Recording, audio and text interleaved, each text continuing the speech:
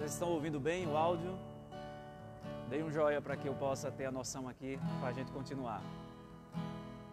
Vocês estão ouvindo bem a minha voz, o violão?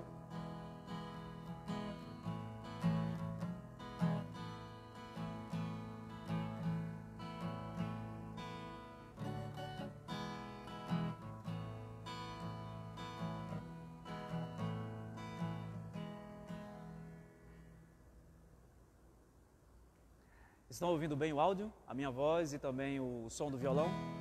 Ok?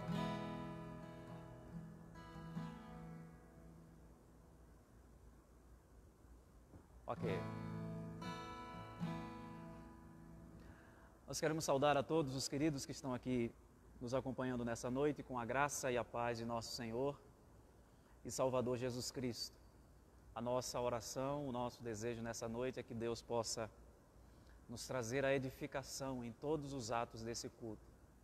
Nos cânticos que iremos entoar o Senhor, como expressão de gratidão por aquilo que o Senhor é e tem feito em nossas vidas, as orações que vamos elevar até o seu trono de graça para suplicar a sua compaixão, a sua misericórdia e a mensagem da palavra do Senhor, o estudo da Escritura, que o Senhor possa nos trazer clareza através da sua palavra. Nós vamos ter uma palavra de oração nesse momento.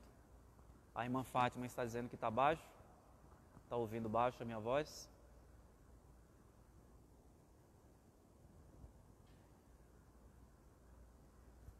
Está baixo? Vou ver se eu consigo colocar o microfone mais para cima aqui.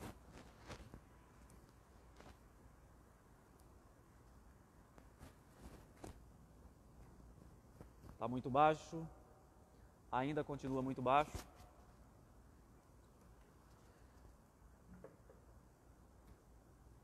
Deixa eu tentar ajustar isso aqui.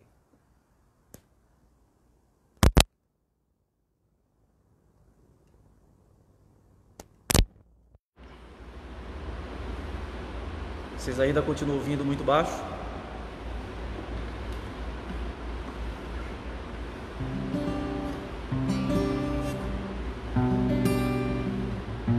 Vão dando um sinal aí, se tiver baixo ainda, vocês me falam para eu tentar ver se eu consigo ajustar de alguma forma. Está melhor?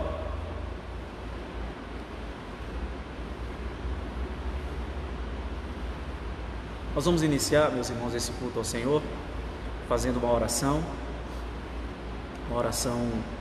de adoração ao Senhor.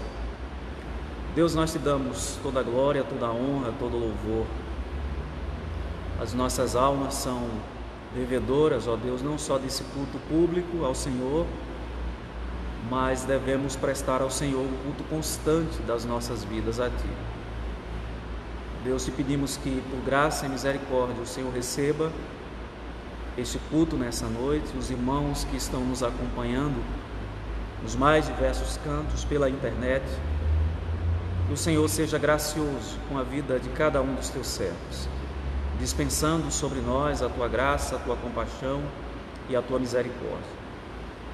Deus, nesses dias, nós mais uma vez reconhecemos a nossa dependência total, a nossa carência do Senhor. E por isso suplicamos que o Senhor intervenha de maneira graciosa em nossas vidas, em nossas famílias, nos trazendo, ó Deus, acima de tudo, a paz que excede todo entendimento, a paz que é inexplicável, mas é a paz que vem do Senhor, a paz que o Senhor prometeu deixar conosco. Deixe-vos a minha paz vos dou, não vou lá dou como o mundo a dá. Não se turbe o vosso coração, credes em Deus, crede também em mim. Na casa de meu Pai há muitas moradas. Nós cremos, ó Deus, nessa Tua palavra, e é firmados nela que nós nos aproximamos do Senhor, expressando a nossa confiança e a nossa adoração a Ti, em nome de Jesus, amém. Meus queridos, nós vamos cantar um hino ao Senhor, o hino Amor Perene, 88, do Inário Novo Cântico.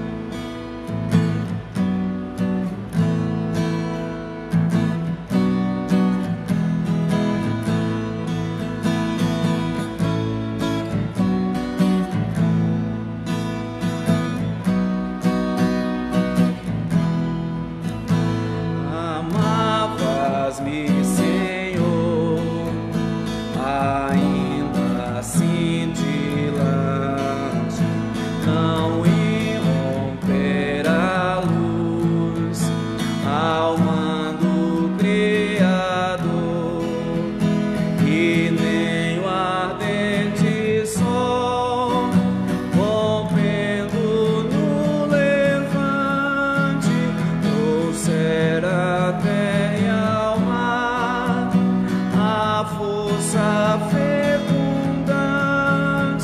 Meu Deus, que amor, meu Deus, que eterno amor, amavas-me, Senhor, também quando imolado por mim sofreu na cruz, o meio Salvador, o Santo de Israel, o teu Cordeiro amado, levando sobre si a culpa do pecado.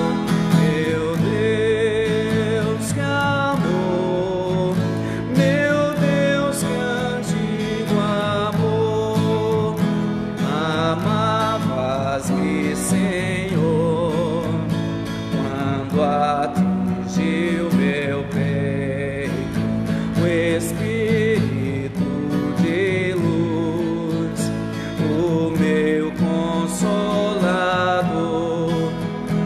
e com tesouros mil de teu favor perfeito trouxe a minha alma fé, em que hoje me deleito.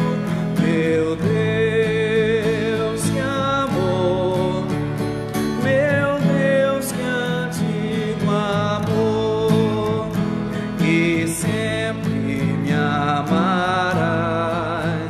porque jamais inferno o mundo poderão ao teu querer se opor, ao teu decreto, ó Deus, ao teu decreto eterno, ao teu amor, ó Pai, ao teu amor supremo. Meu Deus, que amor, meu Deus, que é todo amor. Amém.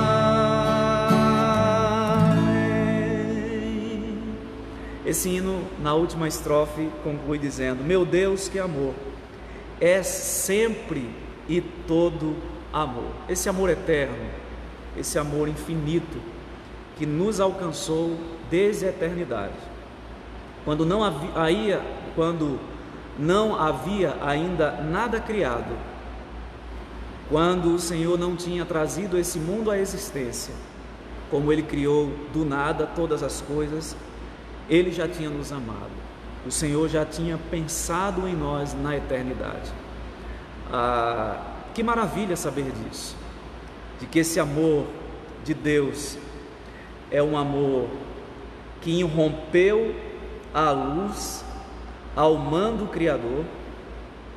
Esse amor se manifestou quando o Filho foi imolado na cruz em nosso lugar. A ira de Deus recaiu sobre o Filho para que nós pudéssemos experimentar a sua misericórdia e a sua compaixão. Esse amor se manifestou quando, pela obra do Espírito Santo, o nosso peito foi atingido pela graça do Senhor, de maneira irresistível, como diz aí a terceira estrofe: amavas-me, Senhor, quando atingiu meu peito o Espírito de luz, o meu Consolador. Não oferecemos nenhuma resistência, fomos completamente rendidos pela ação do seu Espírito. E esse amor é eterno, porque o inferno já não é mais uma realidade para aqueles que estão em Cristo, como diz a quarta estrofe: e sempre me amarás, porque jamais inferno ou mundo poderão ao teu querer se opor. Meus queridos, nós vamos fazer a leitura na carta de Paulo aos Romanos, no capítulo 5, onde Paulo nos fala exatamente sobre como esse amor de Deus foi sendo concretizado na história através da justificação. Romanos capítulo 5, você vai acompanhar comigo a leitura do texto. Romanos capítulo 5, nos diz assim o texto da palavra do Senhor: justificados, pois, mediante a fé, temos paz com Deus, por meio de nosso Senhor Jesus Cristo, por intermédio de quem obtivemos igualmente acesso pela fé a esta graça na qual estamos firmes e gloriamo-nos na esperança da glória de Deus. E não somente isto, mas também nos gloriamos nas próprias tribulações, sabendo que a tribulação produz perseverança, e a perseverança, experiência, e a experiência, esperança. Ora, a esperança não confunde, porque o amor de Deus é derramado em nosso coração pelo Espírito Santo que nos foi outorgado. Porque Cristo, quando nós ainda éramos fracos, morreu a seu tempo pelos ímpios. Dificilmente alguém morreria por um justo, pois poderá ser que pelo bom alguém se anime a morrer. Mas seu próprio amor para conosco, pelo fato de ter Cristo morrido por nós, sendo nós ainda pecadores. Logo, muito mais agora, sendo justificados pelo seu sangue, seremos por ele salvos da ira. Porque se nós, quando inimigos, fomos reconciliados com Deus, mediante a morte do seu Filho, muito mais, estando já reconciliados, seremos salvos pela sua vida. E não somente apenas isso, e não apenas isto, mas também nos gloriamos em Deus por nosso Senhor Jesus Cristo, por intermédio de quem recebemos agora a reconciliação. Portanto, assim como por um só homem entrou o pecado no mundo, e pelo pecado a morte, assim também a morte passou a todos os homens, porque todos pecaram. Porque até o regime da lei havia pecado no mundo, mas o pecado não é levado em conta quando não há lei. Entretanto, reinou a morte desde Adão até Moisés, mesmo sobre aqueles que não pecaram, à semelhança da transgressão de Adão, o qual prefigurava aquele que havia de vir. Todavia, não é assim o dom gratuito como a ofensa. Porque se pela ofensa de um só morreram muitos, muito mais a graça de Deus e o dom pela graça de um só homem, Jesus Cristo, foram abundantes sobre muitos. O dom, entretanto, não é como no caso em que somente um pecou, porque o julgamento derivou de uma só ofensa para a condenação, mas a graça transcorre de muitas ofensas para a justificação. Se pela ofensa de um e por meio de um só reinou a morte, muito mais os que recebem a abundância da graça e o dom da justiça reinarão em vida por meio de um só, a saber, Jesus Cristo. Pois assim como por uma só ofensa veio o juízo sobre todos os homens para a condenação, assim também por um só ato de justiça veio a graça sobre todos os homens para a justificação que dá vida. Porque como pela desobediência de um só homem muitos se tornaram pecadores, assim também por meio da obediência de um só muitos se tornarão justos. Sobreveio a lei para que avultasse a ofensa, mas onde abundou o pecado, superabundou a graça, a fim de que, como o pecado reinou pela morte, assim também reinasse a graça pela justiça para a vida eterna, mediante Jesus Cristo, nosso Senhor. Que maravilha saber dessas verdades bíblicas que o apóstolo Paulo nos traz aqui, que em Cristo nós fomos justificados, declarados justos, não com base nas nossas ações, nos nossos méritos, mas com base nos méritos de nosso Senhor e Salvador Jesus Cristo. É por causa desses méritos que Deus nos livrou da ira vindoura, da condenação ao inferno. Nós vamos orar nesse instante ao Senhor, uma oração de confissão de pecados e de agradecimento também. Deus, muito obrigado, Senhor, pela obra de Teu Filho. Obrigado porque desde a eternidade o Senhor decretou que as coisas acontecessem da forma como aconteceram. O pecado entrou no mundo e reinou por um tempo. O pecado trazido pela desobediência do primeiro Adão, mas esse pecado teve o seu reinado estancado quando se manifestou o segundo Adão, que foi o israelita perfeito, que cumpriu perfeitamente a lei de Deus, não desobedeceu, não quebrou qualquer um dos mandamentos. O pecado não teve vez com ele. Além do pecado, a morte também, já que a morte é uma consequência do pecado. Visto que o teu filho não pecou, a morte não teve poder sobre ele, de mantê-lo preso nas suas algemas. Ele passou pela morte, porque se colocou em nosso lugar, mas ressuscitou e está assentado à direita do Senhor. Ó Deus, nós louvamos o teu nome pela obra de Cristo, e é com base nessa obra que nós queremos suplicar o teu perdão e desde já te agradecer.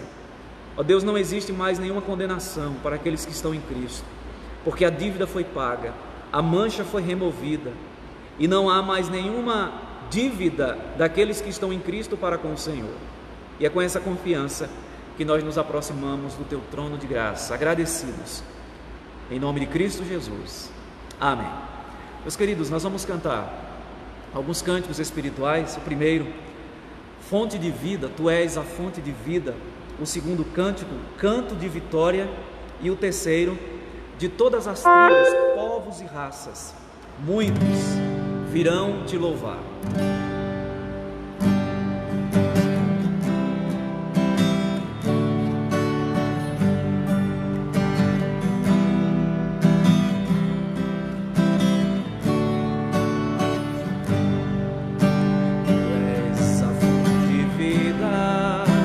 Centro de todas as coisas, em ti eu encontro guarida, contigo eu sou vencedor. Tu és da alegria, certeza, amor que toma o meu ser, a verdadeira riqueza que sustenta o meu viver.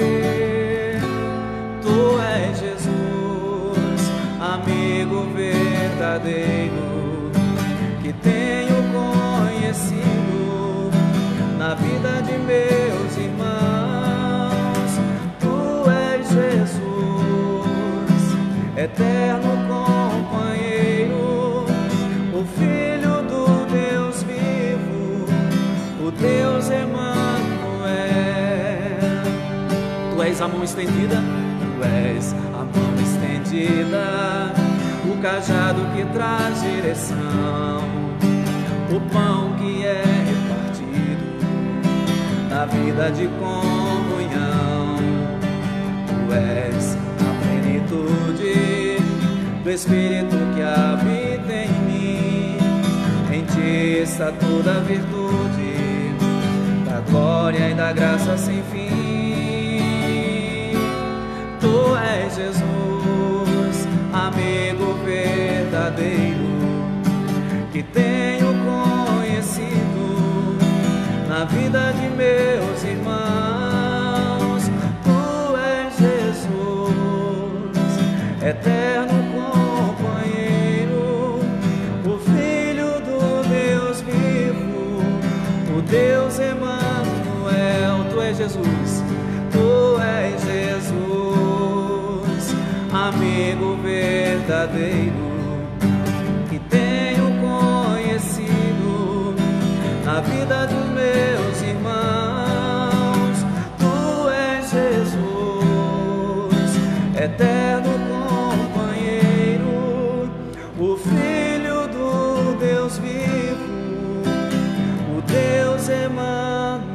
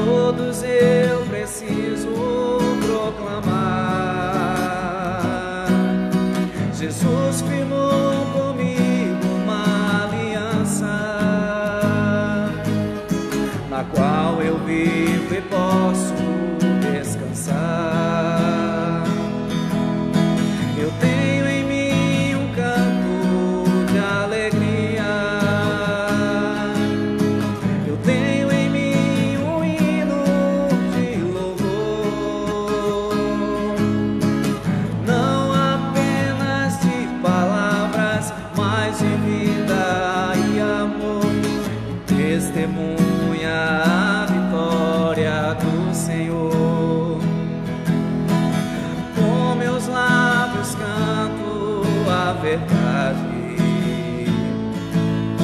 que o Rei Jesus em breve voltará,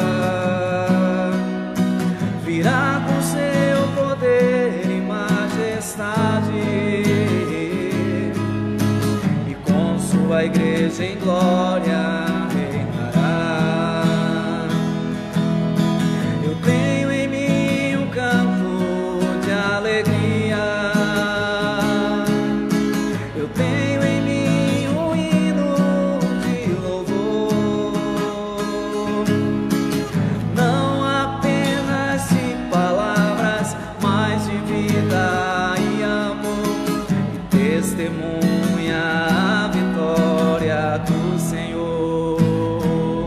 Nós vamos cantar esse cântico novamente. Ele é um cântico das antigas, né? Isso não denuncia a minha idade, né? Mas é um cântico belíssimo, porque esse cântico nos fala, esse cântico de louvor nos fala do canto de vitória que nós temos. Não a vitória do aqui e agora, não é uma vitória debaixo do sol, mas é a vitória que Deus tem reservada para os seus filhos.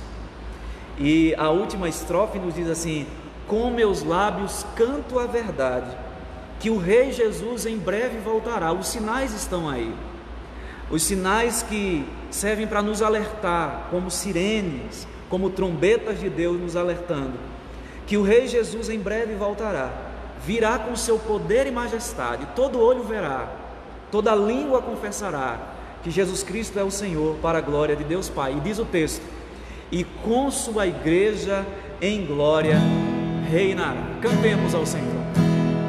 Eu tenho em mim um canto de vitória, que foi escrito por Jesus na cruz, um canto lindo que mudou a história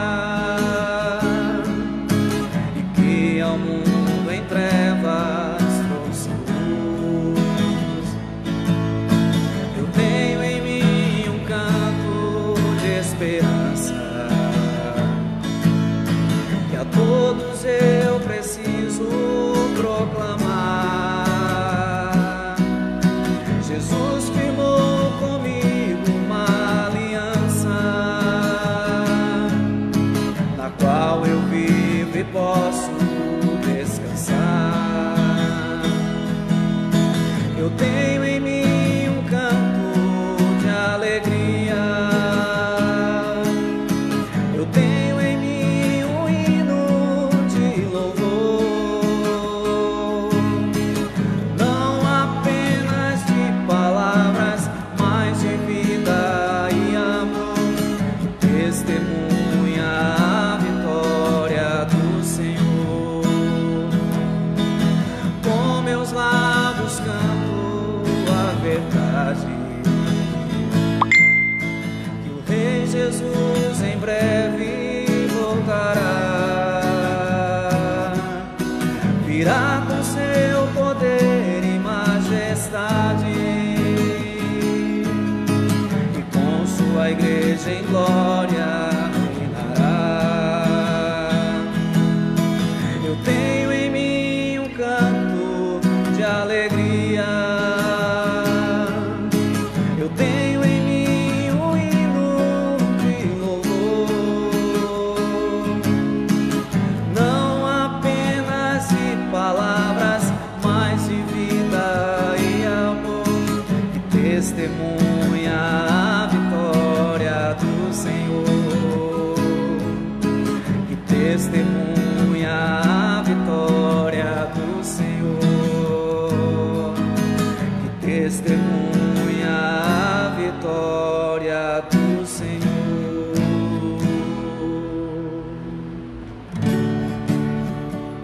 Esse cântico diz: de todas as tribos, povos e raças, muitos virão te louvar.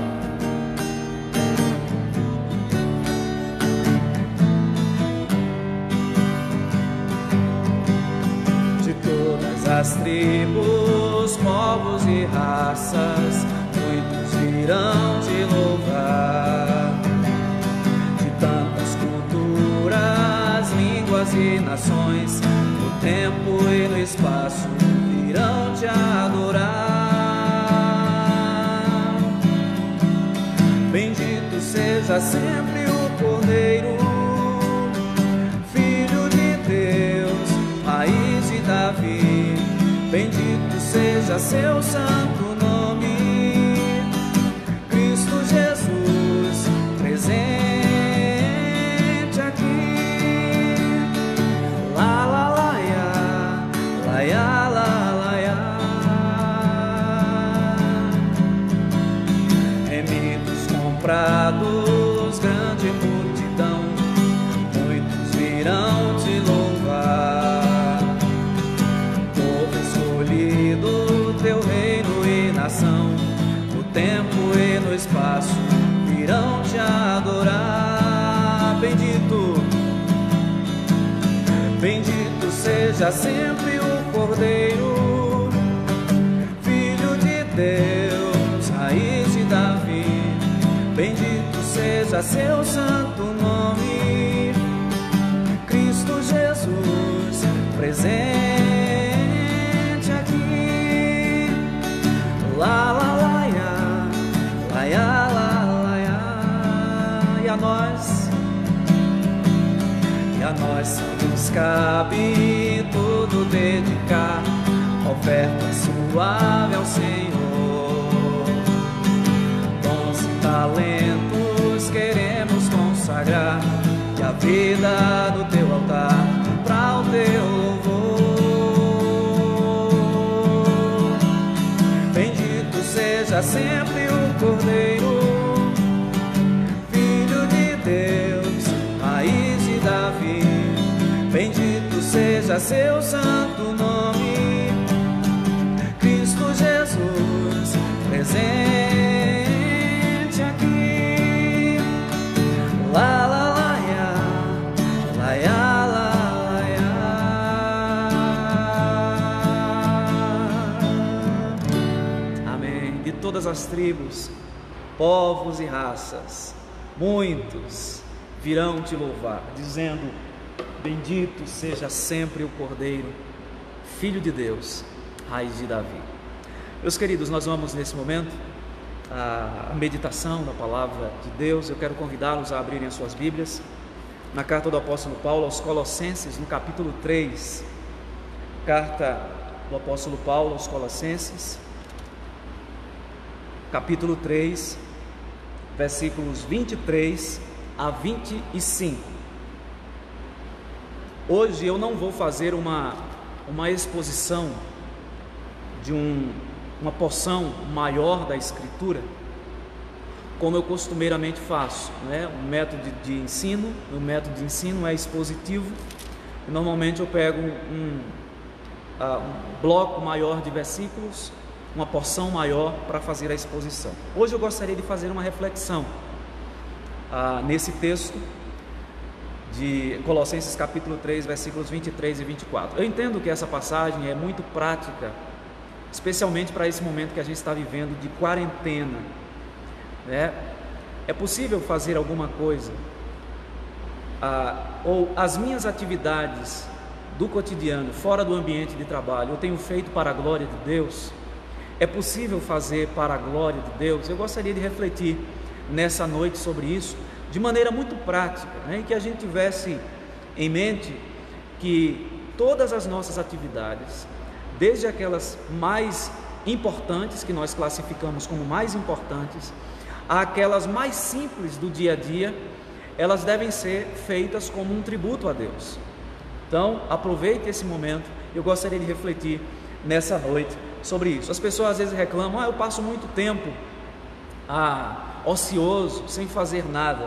Eu gostaria de refletir sobre esse tema, que eu entendo que é tão prático para os nossos dias. Nos diz assim o texto da palavra do Senhor: tudo quanto fizerdes, Colossenses capítulo 3, versículos 23 a 25, tudo quanto fizerdes, fazei de todo o coração, como para o Senhor e não para homens, cientes de que recebereis do Senhor a recompensa da herança. A Cristo o Senhor é que estáis servindo.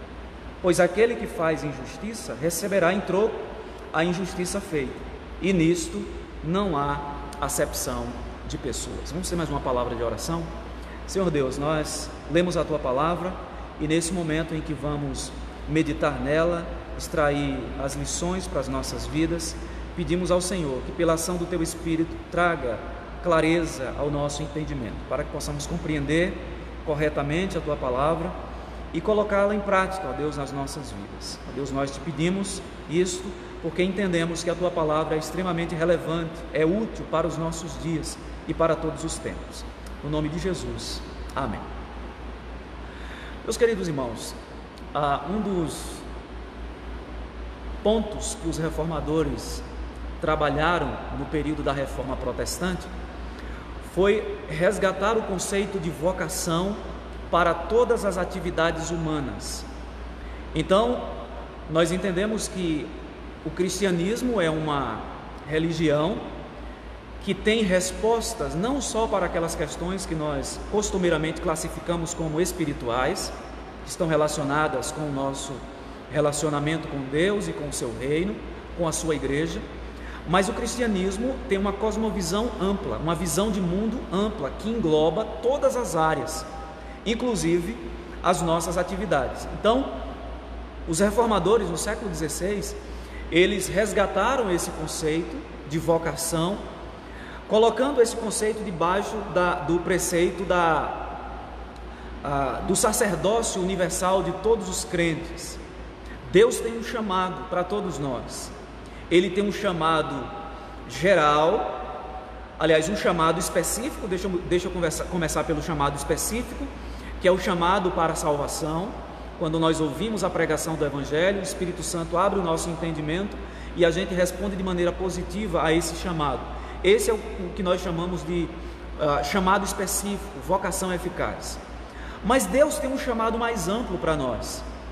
Nós fomos vocacionados por Deus para desempenhar diversas funções. Então, as atividades que nós realizamos no nosso dia a dia, o nosso trabalho, de segunda a sexta, ou de segunda a sábado, como a gente coloca, nós entendemos, e essa visão é bíblica e foi resgatada pelos reformadores, que tudo isso faz parte da vocação que Deus tem para todo ser humano. Todos nós temos uma vocação, todos nós temos habilidades, dons que foram conferidos a nós por Deus e que devem ser usados, portanto, para aqueles dons voltados, aqueles dons espirituais que são voltados para a edificação da igreja, devem ser usados para a edificação da igreja, e os nossos dons naturais devem ser usados para o bem comum. Então, aquela ideia de que somente as atividades relacionadas à igreja são importantes, entre aspas, são importantes para Deus, isso caiu por terra, digamos assim, no período da Reforma, porque aqueles servos de Deus, daquele período ali do século XVI, eles resgataram a ideia de que todas as atividades humanas que são lícitas, são aprovadas por Deus.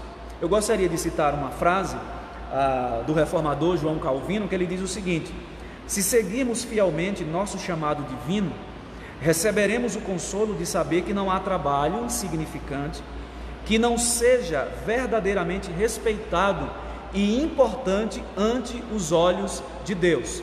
O que esse servo de Deus estava dizendo é que todas as atividades humanas lícitas e aprovadas por Deus são bem vistas e respeitadas perante os olhos do Senhor. Nesse sentido, todas as atividades dignas são importantes e cada profissional dentro da sua área deve ser respeitado, e nós devemos olhar para eles como sendo vocacionados por Deus. Portanto, todas as atividades são santas perante os olhos de Deus. Isso faz parte do ensino bíblico desde o Éden. A instituição do trabalho veio antes do pecado. Algumas pessoas pensam que o trabalho é uma consequência do pecado, é uma maldição do pecado, e elas pensam dessa forma, baseadas no texto lá de Gênesis, quando Deus diz: do suor do trabalho comerás e em fadiga obterás o teu sustento. Deus está ali amaldiçoando a maneira como o trabalho deveria ser desenvolvido, ou seria desenvolvido, mas o trabalho em si não é o resultado da maldição do pecado, porque ele foi dado lá no capítulo 2, você pode ler Gênesis capítulo 2, a partir do versículo 10, quando Deus dá ali ao casal o que nós chamamos de mandato cultural. Eles tinham a responsabilidade de cultivar o jardim, de cuidar do jardim. Deus os colocou como mordomos do jardim. Então o trabalho, a atividade humana precede a queda. É claro que com a entrada do pecado, as atividades humanas passaram a ser desenvolvidas com dificuldade. E isso faz parte daquela maldição que Deus diz que o trabalho seria penoso, seria pesaroso.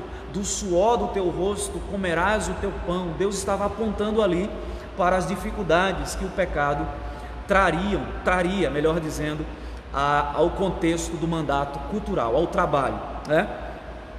Esse pensamento de que o trabalho é uma maldição do pecado e que, portanto, existem algumas atividades que são bem vistas aos olhos de Deus e outras que não são tão bem vistas, esse pensamento se desenvolveu lá por volta do século XIII. Eu já mencionei aqui na igreja, em algumas ocasiões, um teólogo católico chamado Tomás de Aquino. Ele viveu ali por volta de 1200 até metade do século XIII. E Tomás de Aquino desenvolveu o seguinte conceito. Ele disse que as atividades humanas estão divididas em 2 andares, em 2 patamares, o que ele chamou de natureza e graça. A natureza são aquelas atividades que nós realizamos no dia a dia, as nossas atividades profissionais. Então, nessa categoria, no andar de baixo, Tomás de Aquino colocou essas atividades que nós realizamos de segunda a sexta, digamos assim. E no andar de cima, no andar da graça, Tomás de Aquino classificou aquelas atividades voltadas para a religião. Então, o sacerdócio, pessoas que eram vocacionadas para o ensino, para a pregação, para dirigir determinada obra, determinada igreja. Então, o cuidado com os necessitados, que estava diretamente relacionado ao trabalho da diaconia da igreja. Então essas atividades foram colocadas por Tomás de Aquino no andar de cima. Então nessa classificação, Tomás de Aquino já atribuiu valor, ou seja, aquilo que é importante está no andar de cima, aquilo que é menos importante está no andar de baixo. Qual foi a consequência desse pensamento de Aquino? É que hoje muitas vezes as pessoas olham para as suas atividades do cotidiano, para aquilo que elas fazem, como se fosse um peso. Eu tenho que trabalhar. E é daí que surge a ideia, segunda-feira, segunda-feira é o dia mais triste, é o dia terrível, é o dia que eu tenho que voltar às atividades, ao trabalho. Eu não tenho dúvida de que hoje muitas pessoas, até mesmo em decorrência do pecado, trabalham em condições muito adversas, em condições muito difíceis. Mas nós não devemos olhar para as nossas atividades, para o nosso trabalho, para as nossas atividades profissionais ou aquelas que nós realizamos diariamente nesse período de quarentena ou de afastamento social. Nós devemos olhar para essas atividades como sendo um tributo a Deus, e esse deve ser o nosso pensamento, entender as nossas atividades, todas elas: lavar prato, varrer casa, arrumar a cama, colocar o lixo para fora, enfim, as nossas atividades comuns e simples do dia a dia, nós devemos encará-las como sendo uma vocação de Deus para as nossas vidas. Devemos, portanto, fazer tudo para a glória de Deus. Devemos cumprir de maneira integral o nosso chamado. Eu gostaria, portanto, que você voltasse os seus olhos para o texto que nós lemos nessa noite, porque nós precisamos compreender o que é que o apóstolo Paulo está tratando aqui nessa passagem. Se você observar no capítulo 3, antes da gente ver aqui a exposição desses versos que nós lemos, no capítulo 3, a partir do versículo 1, Paulo está falando sobre o nosso estado agora em Cristo. E Paulo diz que nós estamos unidos a Cristo, estamos ligados a Cristo. E uma vez que estamos em Cristo, isso deve produzir efeitos visíveis na nossa vida. É possível alguém dizer que está em Cristo e não ter nenhuma mudança de vida, ser a mesma pessoa? não passar por nenhuma transformação? Paulo vai responder que não. E ele fala isso a partir do versículo 5, quando ele vai falar sobre os resultados, as consequências da nossa união com Cristo. Quais são os resultados práticos disso? E aí Paulo vai dizer que aqueles que estão em Cristo vivem uma vida de abandono de práticas pecaminosas. Você pode observar aí no verso 5, quando ele diz: fazei, pois, morrer a vossa natureza terrena. E aí Paulo diz: prostituição, impureza, paixão lasciva, desejo maligno e a avareza, que é a idolatria. Por estas coisas é que vem a ira de Deus sobre os filhos da desobediência. Ora, nestas mesmas coisas andastes vós também, noutro tempo, quando vivieis nelas.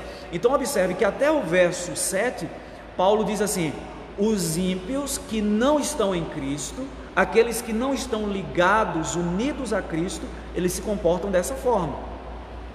Eles são entregues a si mesmos.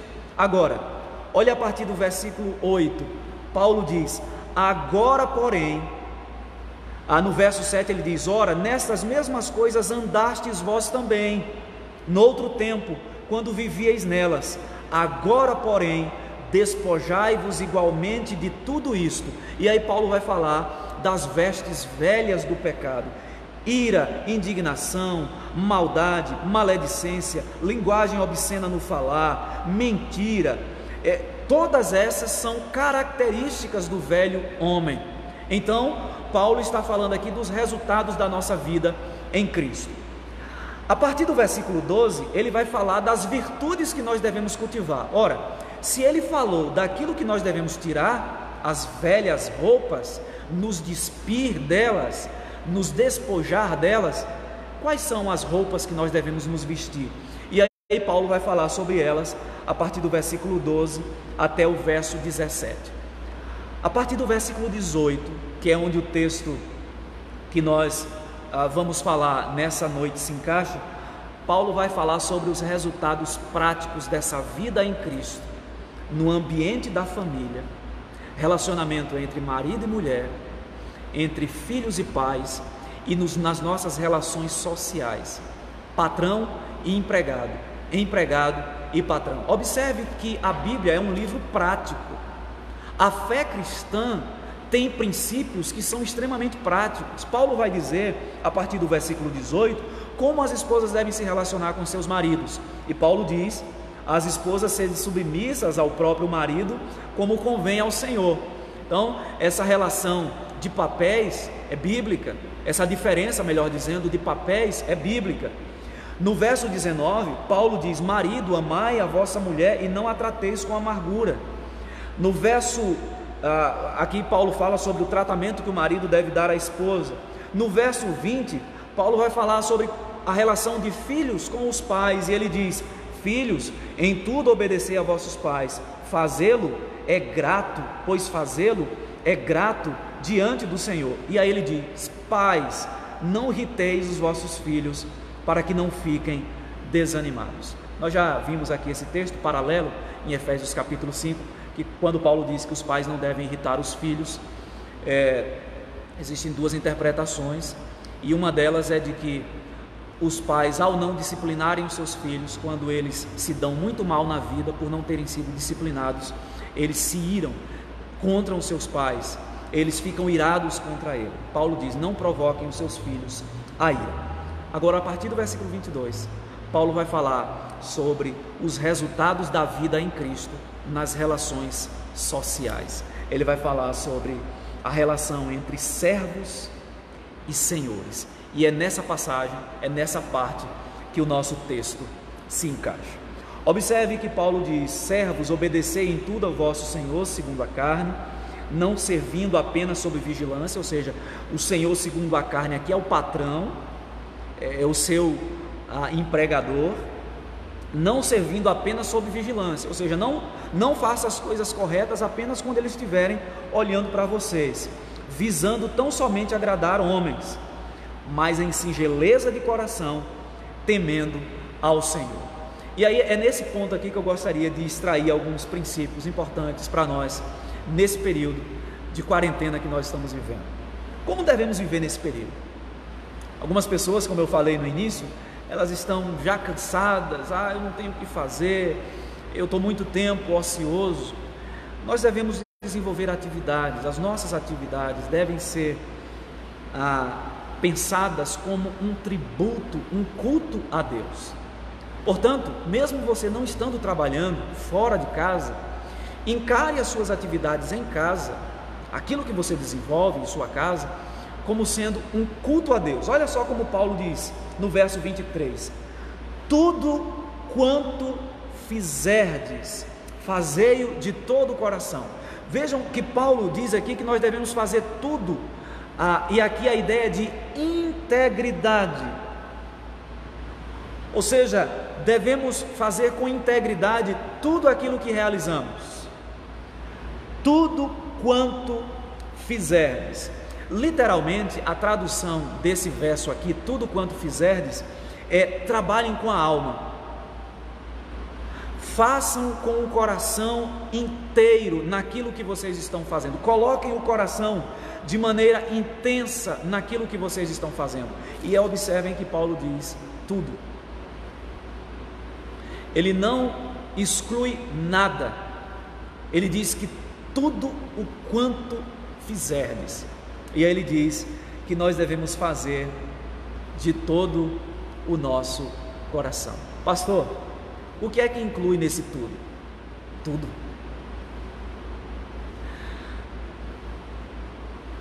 As minhas atividades, por exemplo, simples do dia a dia, eu me dirijo aqui aos filhos.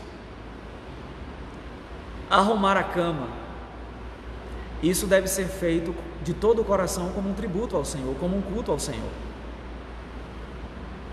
Eu sei que tem uma determinada fase, que a turma não gosta de arrumar a cama. Alguns já pulam da cama, já direto para o banheiro para tomar um banho, escovar os dentes, às vezes nem dá tempo de tomar café e já vai para a escola e daí por diante. E aí quando os pais pedem para arrumar a cama, é uma confusão. Tudo o que nós fizermos, devemos fazer de todo o coração. Daqui a pouco Paulo vai dizer que nós devemos fazer isso para o Senhor e não para homens. Vejam que Paulo está se referindo aqui a um contexto de relação trabalhista. Qual é o ponto aqui? Se o patrão é bom, eu faço as coisas bem feitas. Se o patrão for ruim, aí eu vou fazer de tudo mesmo para dar prejuízo a ele. É isso que Paulo tem em mente aqui. É isso que o texto está se falando primeiramente. Tudo quanto fizerdes, é como se Paulo dissesse: você funcionário, você empregado, faça tudo de todo o coração, como para o Senhor, para agradar ao Senhor. E isso aqui vale também para o patrão. O patrão não deve tratar o seu servo com injustiça, como se ele fosse um escravo, negando os seus direitos, negando aquilo que de fato lhe pertence. O conceito aqui, o ensinamento, a lição se aplica tanto ao servo como ao Senhor. E Paulo diz: tudo quanto fizeres. O que mais, pastor, a gente pode incluir aqui? Lavar prato. Tem algumas atividades no dia a dia que elas acabam se tornando, a rotina acaba se tornando algo até chato, Parece que nunca falta prato na pia. Você toma café de manhã, lava tudo. De repente começa a aparecer uma colher, aparece um prato, aparece um garfo, aparece uma coisa, aparece outra, uma panela. E você lava, meio-dia, enche de coisa de novo pela preparação do almoço. Depois do almoço, lava-se os pratos, mas na parte da tarde começa a aparecer. E parece que é uma atividade que nunca acaba. E de fato nunca acaba. As donas de casa sabem disso. Lavar prato. Eu sei que não é fácil, mas deve ser feito também de todo o coração, como para o Senhor e não para homens. Imagine aí qualquer atividade que você faça, você deve fazer de todo o seu coração. Você deve estar inteiro naquela atividade que você desenvolve. O segundo princípio, o primeiro devemos fazer tudo com integridade, não de maneira fingida, sem vontade, porque nós estamos fazendo para o Senhor. Segundo, devemos fazer tudo para o Senhor. É isso que diz aí o verso 23, ainda a parte B. Ele diz, Paulo diz: tudo quanto fizerdes, fazei-o de todo o coração. Essa é a ideia de integridade. E ele diz: como para o Senhor. Observe, quando nós fazemos todas as coisas não para as pessoas, mas para o Senhor, eu acredito que o nosso envolvimento é diferente, porque em última análise a gente não está fazendo para agradar as pessoas, porque se a gente fizer com o intuito de agradar as pessoas, no momento que aquela pessoa para quem a gente está fazendo com o intuito de agradar nos desagradar, perde-se a motivação. Aí a gente passa a agir pela nossa emoção, baseado na nossa ira, na nossa raiva, na nossa revolta, e não mais baseado em princípios, que devemos fazer tudo de coração como para o Senhor. Olha como o apóstolo Paulo fala sobre isso na primeira carta aos Coríntios, no capítulo 10, versículo 31. O apóstolo Paulo nos diz assim: portanto, quer comais, quer bebais, ou façais outra coisa qualquer, fazei tudo para a glória de Deus. Quando nós fazemos para a glória de Deus, nós damos o melhor. Vamos nos empenhar para fazer o melhor. Um autor chamado Max Weber, ele tem um livro, uma tese que se tornou um livro, em que ele diz que por trás do capitalismo está o espírito do protestantismo. O capitalismo e o espírito do protestantismo. Qual é a tese de Weber? Ele diz que o capitalismo surgiu por causa do cristianismo. A ideia de você acumular riquezas, de você deixar a sua riqueza, a herança para os seus filhos, para a sua posteridade. Então, Max Weber, olhando para os países mais ricos, ele percebeu que na base da cultura desses países estava o protestantismo.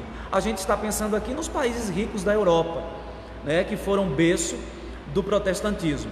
E aí qual foi a análise de Max Weber? A conclusão a que ele chegou, ele diz: olha, se esses países são ricos, é porque tem alguma coisa a ver com a religião e com a fé desse povo. Então ele vinculou o capitalismo ao protestantismo. Daí ele dizer que por trás do capitalismo está o espírito do protestantismo.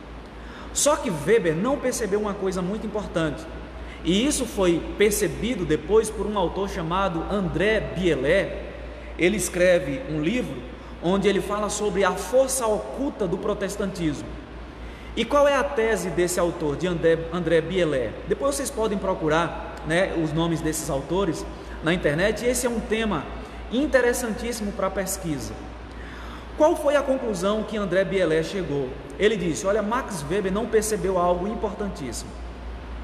Porque os países que foram berço do protestantismo se desenvolveram? Porque havia na mentalidade das pessoas a ideia de que o que eles faziam era para a glória de Deus.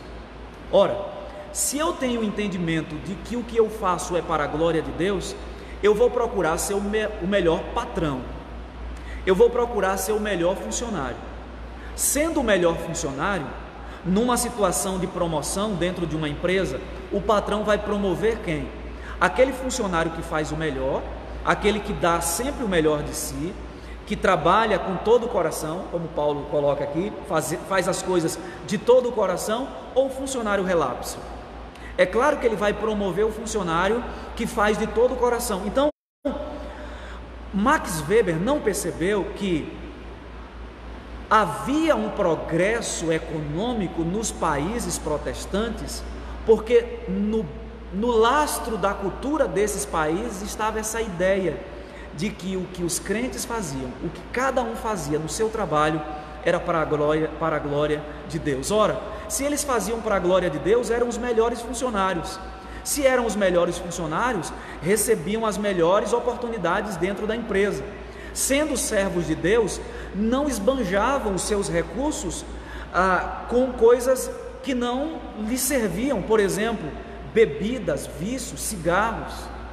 Tem um dado interessante, eu não tenho dado preciso aqui, mas quem é viciado em cigarro, alguém fez a conta, que no final do ano, essa pessoa, se colocasse todo o dinheiro que gasta com cigarro, com a cerveja, com um vício que a pessoa tem ali, no final do ano, essa pessoa aplicando aquilo que gasta nesses vícios, numa poupança, teria uma poupança com um valor considerável. Max Weber não percebeu isso quando ele escreveu O Protestantismo e o Espírito do Capitalismo, mas André Bielé, ao escrever A Força Oculta do Protestantismo, ele percebeu isso de maneira muito clara, na base da cultura dos países protestantes. É claro que isso se perdeu, mas na base da cultura dos países protestantes estava a ideia de que o que eles faziam era para a glória de Deus.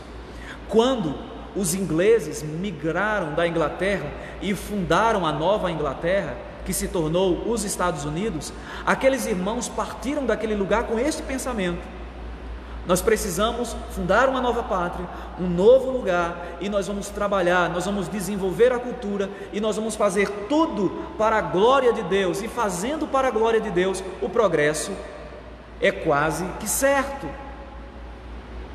Portanto, meus amados, devemos fazer tudo para o Senhor e não para homens. Não faça as coisas tentando agradar as pessoas.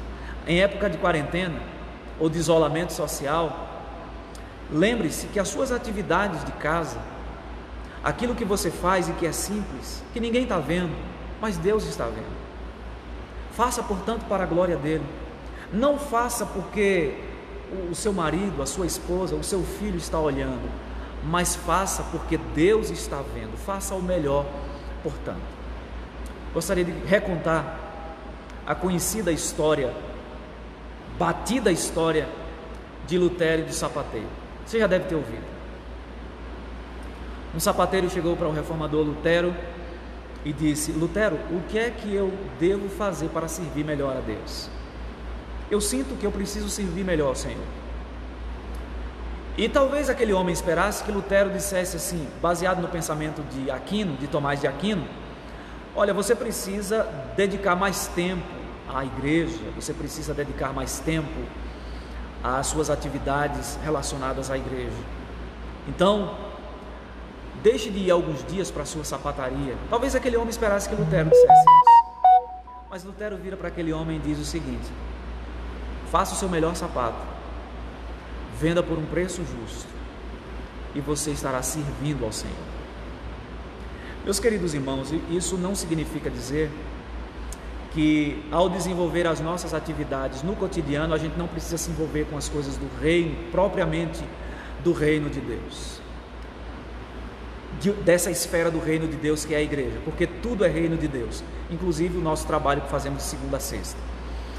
Ao realizar esses trabalhos e fazendo para a glória de Deus, isso não significa que a gente não precisa se envolver nas atividades da igreja.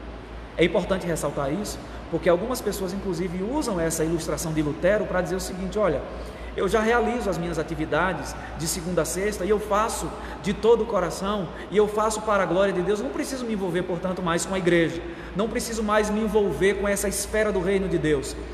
Essa é uma maneira antibíblica de pensar, porque os dons que nós recebemos devem ser usados para a edificação da igreja e para o crescimento, a edificação do corpo de Cristo. Mas o ponto aqui é: as suas atividades durante a quarentena você deve fazer como um tributo a Deus. Até mesmo aquela coisa mais simples: colocar o lixo para fora de casa, varrer a casa, lavar um prato, arrumar a sua cama, enfim, estudar, ler um livro, fazer um curso online. Tudo isso deve ser feito como para o Senhor, como um tributo ao Senhor, e não para agradar a homens. Sabe por quê? O texto nos fala sobre a recompensa. Versículo de número 24. Cientes de que recebereis do Senhor a recompensa da herança. A Cristo, o Senhor, é que estáis servindo. Eu entendo que quando Paulo fala aqui sobre a recompensa, é possível que alguns daqueles servos não fossem recompensados da maneira como deveriam ser recompensados, da maneira justa.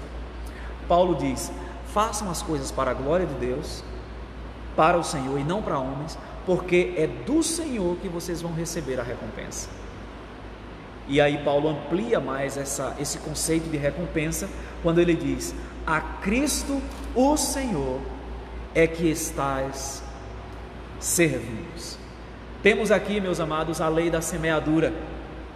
O que o homem planta, ceifa. Se você faz tudo para a glória de Deus, Deus certamente, por misericórdia e graça, o recompensará no seu tempo, no seu modo, conforme a sua vontade soberana e boa.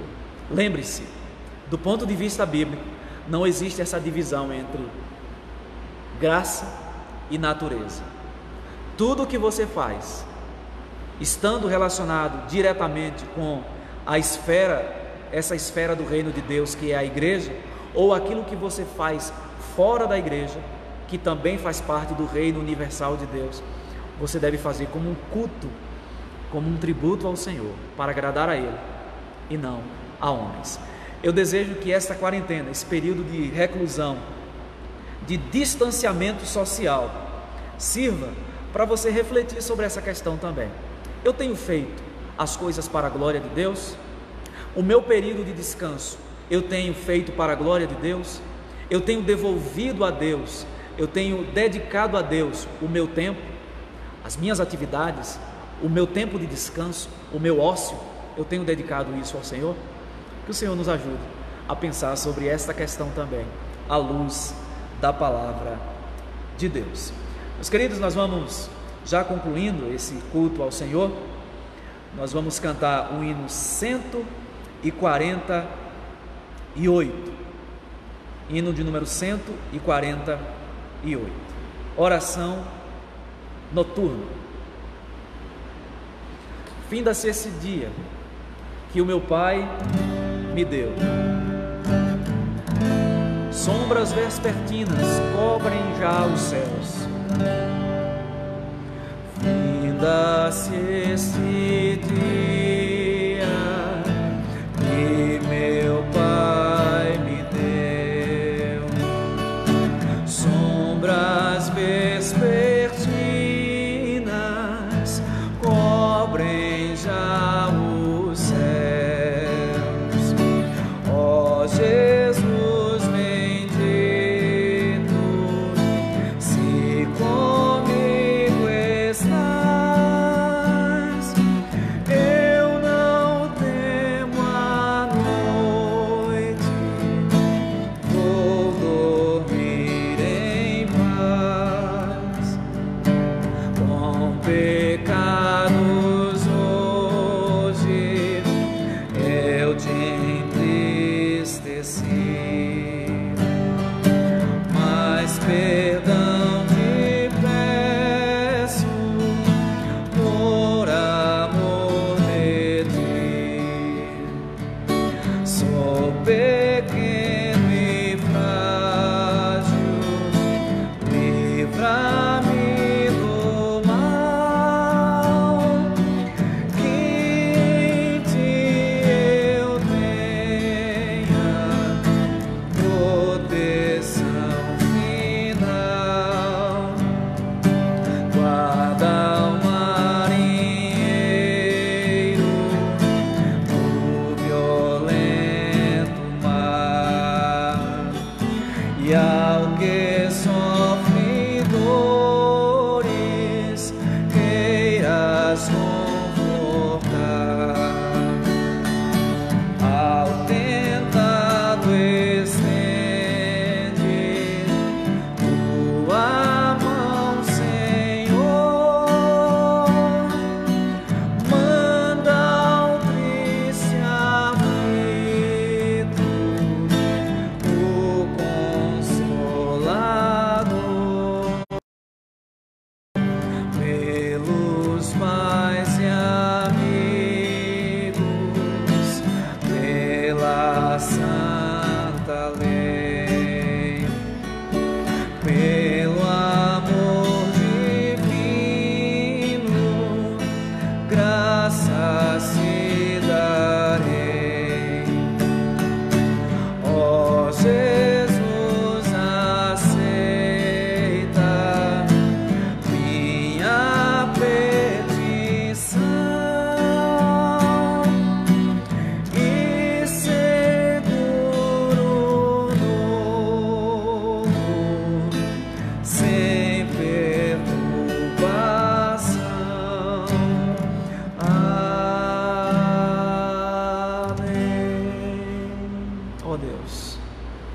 essa oração cantada seja uma realidade nas nossas vidas. Ó Deus, não são poucos aqueles que não estão conseguindo dormir direito, estão perturbados, confusos, preocupados com o amanhã, preocupados com a sua empresa, preocupados com os compromissos financeiros que têm.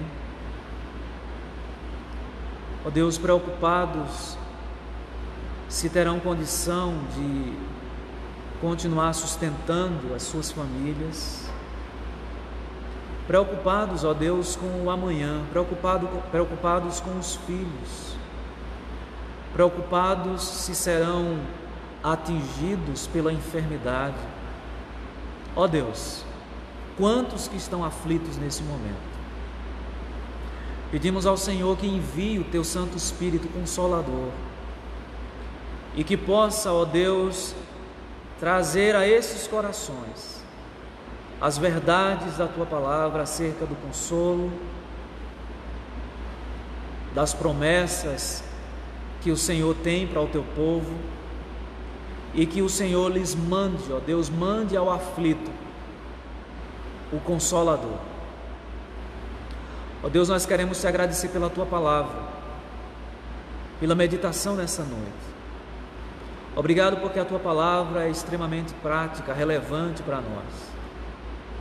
Nesses tempos, ó Deus, em que muitos estão reclusos em suas casas, alguns já entediados, que o Senhor possa fazê-los lembrar de que as suas atividades em casa, por simples que sejam, devem ser feitas para a glória do Senhor, devem ser feitas de todo o coração, porque são feitas para agradar ao Senhor e não a homens, na certeza de que serão recompensados pelo Senhor no Teu tempo e no Teu modo.